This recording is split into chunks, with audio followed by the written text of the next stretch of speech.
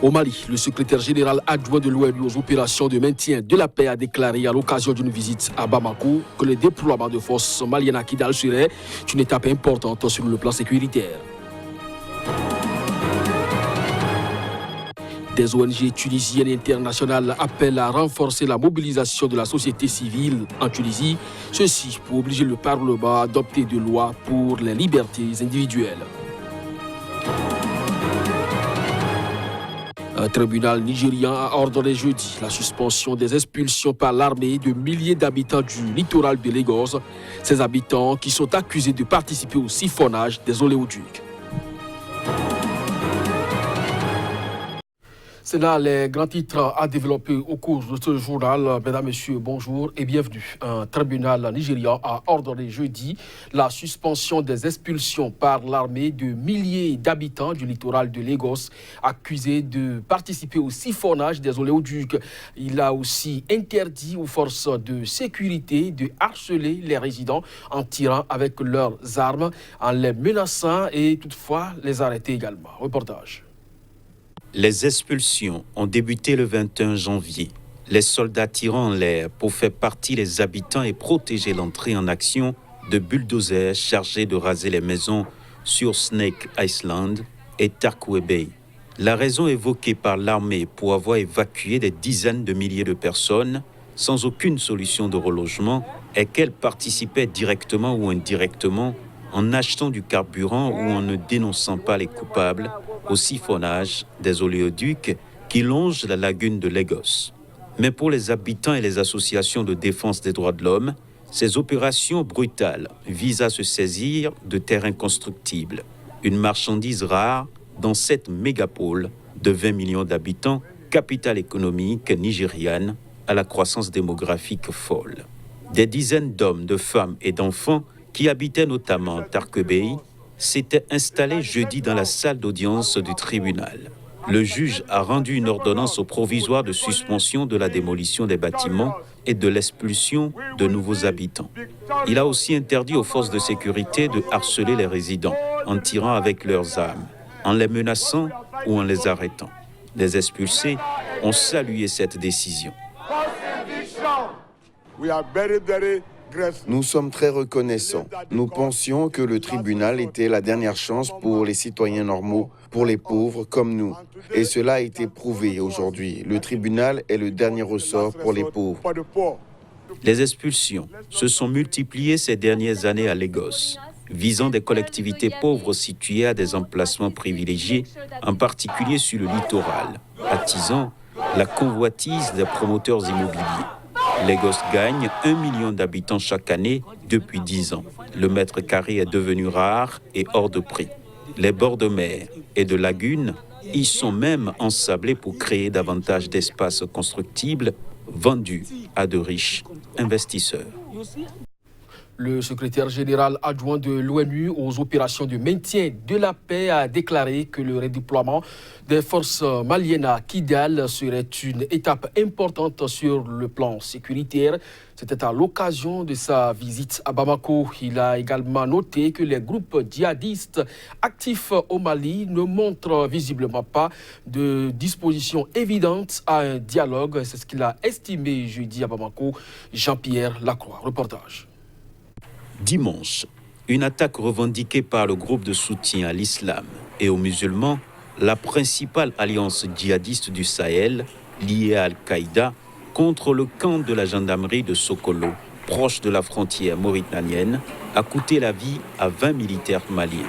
Face à ce cycle de violence, le groupe de réflexion International Crisis Group a recommandé en mai d'établir un dialogue avec les djihadistes et leurs partisans, préconisant un changement de cap, combinant pression militaire, dialogue et désarmement pour amener les chefs djihadistes à la table des négociations. La semaine dernière, le haut représentant pour le centre du Mali du président Ibrahim Boubacar Keïta, l'ex-président d'Younkounda Traoré, a indiqué avoir personnellement envoyé des émissaires en direction de Amadou Koufa et Liag Agali, les deux principaux dirigeants djihadistes du pays. Il a également relevé quelques perspectives encourageantes, en particulier le redéploiement prévu prochainement de l'armée malienne dans des villes qui échappent de longue date à l'autorité de l'État malien, dont Kidal au nord. À Gao, à Tombouctou, à Ménaka.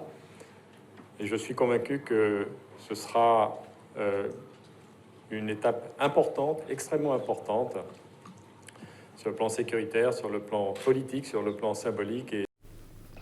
Des ONG tunisiennes et internationales appellent à renforcer la mobilisation de la société civile tunisienne pour l'adoption par le Parlement des projets protégeant les libertés, notamment individuelles, si l'égalité successorale était soutenue par l'ancien président Bédi Caïd Essebsi. Le dialogue est rompu aujourd'hui entre dirigeants et société civile en Tunisie. Reportage.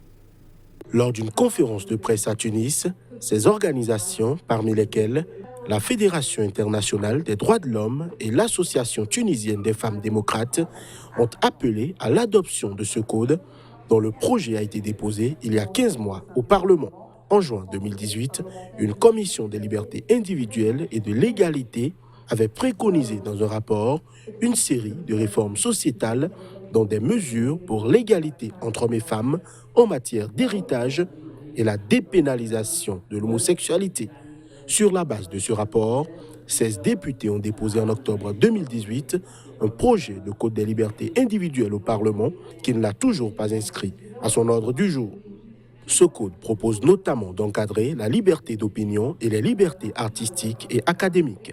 Il sanctionne aussi toutes les formes de discrimination et abolit la peine de mort qui fait l'objet d'un moratoire depuis 1991, ainsi que l'article 230 du Code pénal qui pénalise l'homosexualité. Les libertés publiques ont progressé depuis la révolution de 2011, mais selon l'ex-rapporteuse de la Colibé, Bochra Pelage, le pays a toujours des lois liberticides au niveau des libertés individuelles et est le théâtre d'atteintes quotidiennes aux droits humains. Tant que c'est des valeurs, c'est des principes, chacun peut les interpréter comme il veut. Or, il s'agit d'abord de citer les libertés individuelles, de donner leur la définition de ces libertés individuelles et de prévoir des sanctions en cas de violation de ces libertés par l'État ou même par des individus. Si l'égalité successorale était soutenue par l'ex-président Béji Caïd Essebsi, le dialogue est aujourd'hui rompu entre dirigeants et société civile. Le président Kais Saied, élu depuis 100 jours, est conservateur sur le plan sociétal et 4 mois après les législatives, la Tunisie ne s'est toujours pas dotée d'un nouveau gouvernement. Le président ivoirien Alassane Ouattara a gardé le jeudi, lors de la cérémonie de présentation de vœux à la presse, le mystère sur les révisions qu'il compte apporter à la Constitution. Mais il a toutefois promis qu'elle aurait lieu entre mars et avril prochain. Les détails. Cette révision constitutionnelle annoncée en fin d'année 2019 et dont on ne connaît pas encore le contenu fait l'objet d'une levée de bouclier de l'opposition. Le Parti démocratique de Côte d'Ivoire de l'ancien président Henri Konan Bédié parle de tripatouillage et l'ancien président de l'Assemblée nationale et candidat à la présidentielle d'octobre, Guillaume Soro, actuellement en exil, la juge inacceptable. La CEDEAO ne souhaite pas de révision de la Constitution au moins 6 mois avant la date de l'élection. Comme l'élection est le 31 octobre, ça veut dire que la révision aura lieu en mars ou en avril, a déclaré Alassane Ouattara. Il a une nouvelle fois refusé d'en donner le contenu, mais rappelé des déclarations déjà faites auparavant. Je vous rassure à nouveau, il n'y aura pas d'exclusion de qui que ce soit. Même si vous êtes centenaire, vous pouvez être candidat, a-t-il ironisé, faisant sans doute allusion à l'âge de Henri Konan Bédié qui aura 86 ans lors du scrutin et qui n'a pas écarté l'idée de se présenter. Alassane Ouattara, âgé de 78 ans, laisse planer lui aussi le doute sur une possible candidature à un 3e mandat. La constitution ivoirienne n'autorise que 2 mandats, mais le président estime avoir le droit de se présenter en raison d'un changement de constitution en 2016, ce que conteste l'opposition. Le Congrès ivoirien doit valider toute modification à une majorité des 2 tiers, ce qui ne devrait poser aucun problème, la coalition de Ouattara disposant d'une majorité écrasante à l'Assemblée nationale et au Sénat.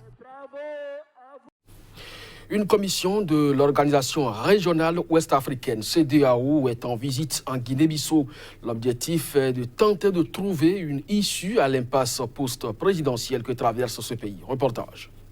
À la tête d'une forte délégation, Jean-Claude Cassibrou était en Guinée-Bissau ce jeudi, pays qui, malgré l'élection présidentielle, n'a pas conjugué au passé l'impasse politique. La commission de l'organisation régionale ouest-africaine CEDEAO a formulé des recommandations, puisque la confusion perdure depuis des arrêts de la Cour suprême, saisie par Domingo Simoes Pereira, demanda une vérification des procès-verbaux du second tour au niveau national sans qu'il apparaisse clairement si ces procédures sont susceptibles de remettre en cause le résultat final qui donne vainqueur Oumaro Sissoko Mbalo. Le comité recommande, à titre exceptionnel, que, premièrement, la CNE engage une procédure de vérification de la consolidation nationale des données issues des commissions régionales du deuxième tour. Deuxièmement, que cette vérification se fera sous l'égide de la CEDEAO, en présence des représentants des deux candidats. Un procès verbal sera établi à l'issue de cette procédure de vérification qui sera effectuée au plus tard le 7 février 2020. L'un des enjeux majeurs de cette présidentielle est la stabilité de ce petit pays d'Afrique de l'Ouest de 1,8 million d'habitants en état de crise permanente. Une stabilité indispensable aux réformes nécessaires pour combattre les maux de cette ancienne colonie portugaise coincée entre Sénégal, Guinée et Océan Atlantique. On parle recherche archéologique à présent. Des tombes de grands prêtres vieilles d'environ 3000 ans et contenant des sarcophages aussi bien en pierre qu'en bois ont été découvertes au sud-est du Caire. C'est ce qu'a annoncé jeudi le ministre égyptien des Antiquités. Reportage. 16 tombes contenant au total 20 sarcophages, dont certains gravés d'hiéroglyphes ont été exhumés par une mission archéologique égyptienne sur le site d'Al-Gorefa, dans la région de Minya, à 300 km au sud du Caire, a indiqué le ministre égyptien des Antiquités. Ces tombes abritent les dépouilles de plusieurs grands prêtres du dieu Thoth, au corps d'homme et à la tête d'ibis, ainsi que celles d'importants dignitaires de Haute-Égypte. Et elles sont vieilles de près de 3 millénaires. L'un des sarcophages en pierre est dédié au dieu pharaonique Horus, à la tête de Faucon, fils d'Isis et Osiris. Gravé à même la pierre, une représentation de la déesse Nout, considérée comme la mère de tous les astres, qui étend ses ailes sur le sarcophage. Les archéologues ont aussi découvert 10 000 figurines en faïence bleue et verte, 700 amulettes en forme de scarabée, dont certaines en or pur, ainsi qu'une amulette représentant un cobra ailé. Ces dernières années, les autorités égyptiennes ont cherché à promouvoir les découvertes archéologiques pour relancer le tourisme dans le pays. Ces tombes découvertes sont principalement faites de calcaire poli avec des inscriptions portant le nom et les titres des défunts. La plupart des tombes trouvées appartiennent à des grands prêtres et des nobles. C'est tout pour ce journal. Au revoir.